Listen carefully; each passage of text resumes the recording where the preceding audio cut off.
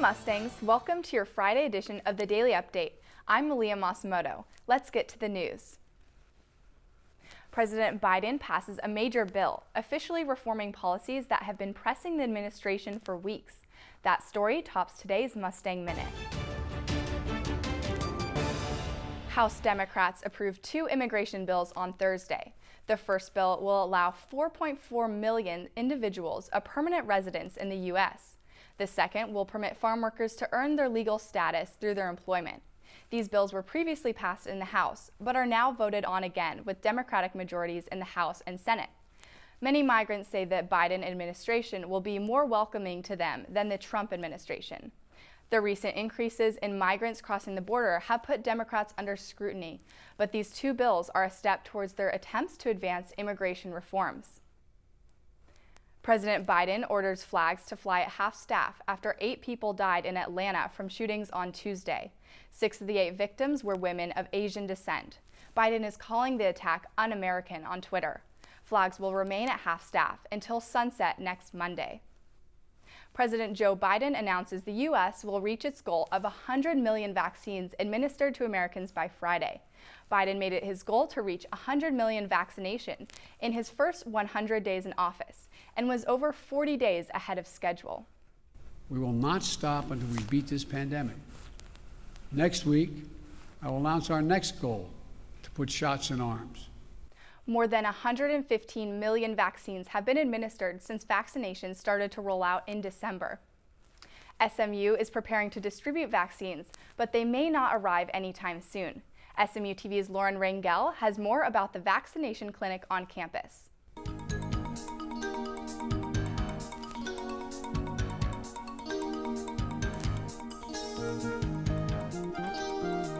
Hey, and welcome back to Coronavirus on the Hilltop. There's a new addition to campus this semester, and it's not hard to miss. The SMU vaccination site. It sits behind the health center, and the health officials there are eager to start using it. SMU Dr. Arthi Krishnan explains when SMU might expect the vaccines to arrive. We are ready to go as soon as we get our allotment. So we have a tent set up as our makeshift vaccination clinic. It's got electricity, it's got tables, it's got chairs. We have all the supplies. We even have staffing kind of on call that'll be available to help with administration of the vaccine, checking in. Our IT staff member has the software ready to go for people to register. So we are ready to go. Every week, the health center applies for an allotment from the state. That application goes in every Thursday. And then we are at the mercy of the state to determine if we receive an allotment and which one we would receive. We don't know if we get Pfizer, Moderna, or Johnson & Johnson, but we're prepared for any of them. And if we were to receive an allotment, it would come the following Monday. And so we would be ready to go on Tuesday. We would definitely follow the guidelines outlined by the state in terms of priority groups. And we even have a plan set up for a wait list. So we're really hoping it'll be a very smooth rollout process. We hope to get as much of the SMU community vaccinated with whatever allotment we receive. So we're ready to go. We're excited about it. So far, the state has not given SMU an allotment of vaccines. Dr. Krishnan says she thinks it's because the health center may not be considered as high of a priority as places like hospitals or clinics. But she's hopeful vaccines will come soon.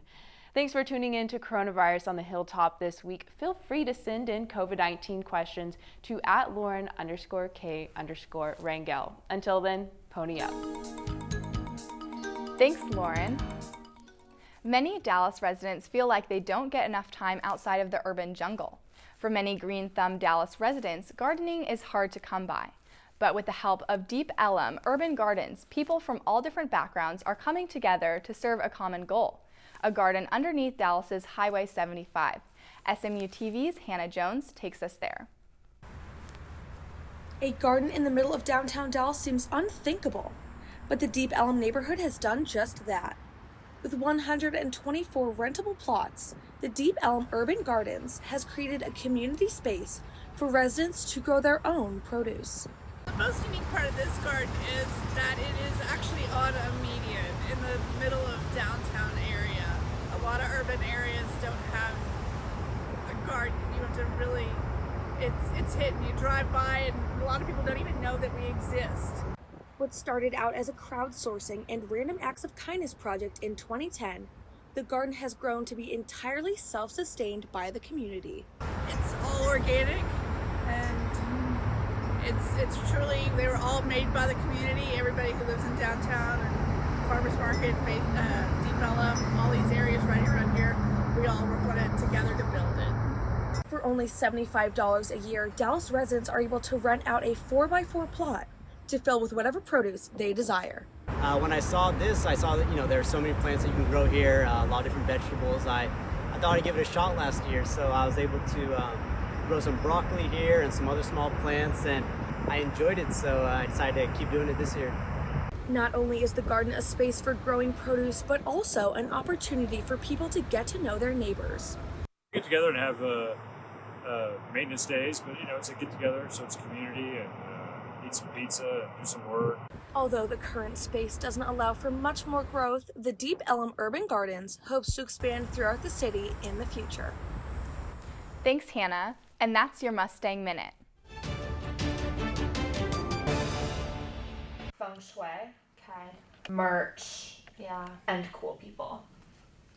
Really fun. It's like a community of great girls from all different sororities and different grades, and a lot of people that I feel like I wouldn't have met otherwise if I didn't join it. If you enjoy beauty, fashion, lifestyle, writing, being creative, or any facets of putting together publication, that it would be a great outlet for you. Once I applied, they'd never had a social media manager position, so I was kind of the first one to take over the social media accounts, which was pretty cool because I gained it by 1,500 followers. We had no followers when I started. A lot of the girls have really different and unique styles, so it's a really diverse group of girls, and I learn a lot from all of them, and I really get a lot of good style advice from them. For more information on SMU Look, please visit smulook.com.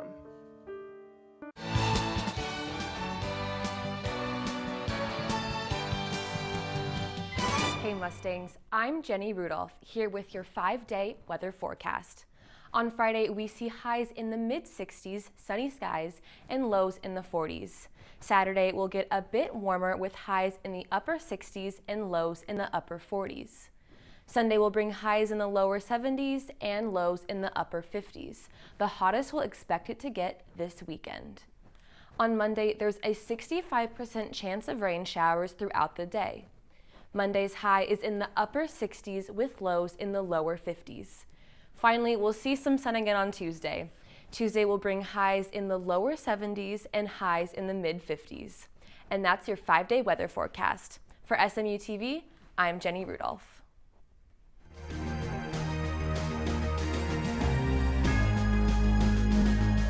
A gunman hit 3 different Atlanta area massage parlors, killing 8 people and critically injuring another on Tuesday.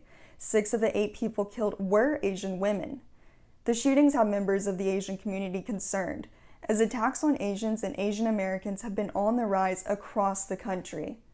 The 3 locations of the shootings are lined with flowers in memory of this week's victims. Suspect Robert Long is in police custody and being held without bond. Immigrant teens legally seeking asylum are now calling North Texas their temporary home. The Dallas Convention Center is one of many places being used as an emergency housing site for the teens. It's all to help ease overcrowding at the U.S.-Mexico border holding stations. The Convention Center plans to eventually house more than 3,000 boys ages 15 to 17 for the next 90 days. After processing, the teens will either stay with relatives in the U.S. or enter long-term federal care. The new number of COVID-19 cases continues to decline for most states in the U.S. However, some states are still struggling to get their numbers down. Michigan, Delaware, Montana, Alabama, and West Virginia are the top 5 states where cases are most rapidly increasing this week. This comes as more and more Americans are becoming eligible to get the vaccine. Reading can be fun, or at least it is for the students at Perryville Elementary School in Missouri. 2 principals challenged the elementary school students to read 2,000 books, and the students did more than just reach the goal. The entire school read more than 3,000 books. The principals lost the bet and had to pay the price. The students' prize for completing the reading challenge was getting to slime the principals. That's your weekly roundup. I'm Katie Pratt. One employee from a Franklin Rehabilitation Center wins a prize we have all probably dreamed of, but what he does with the gift is even better.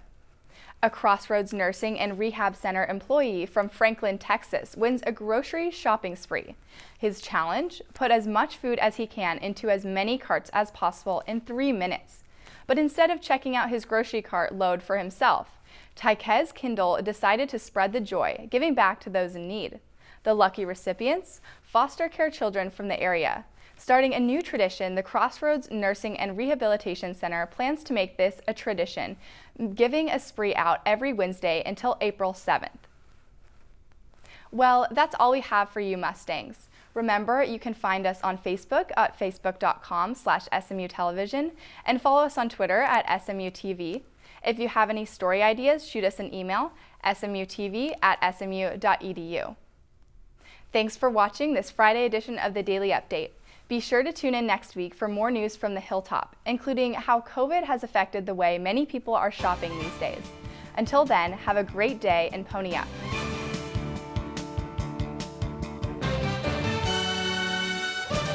SMU-TV and the Division of Journalism want to thank our underwriters, North Park Center in Dallas, Javier's Gourmet Mexicano on Cole Avenue, and Advance ER off West Lovers Lane. We appreciate your support of student media.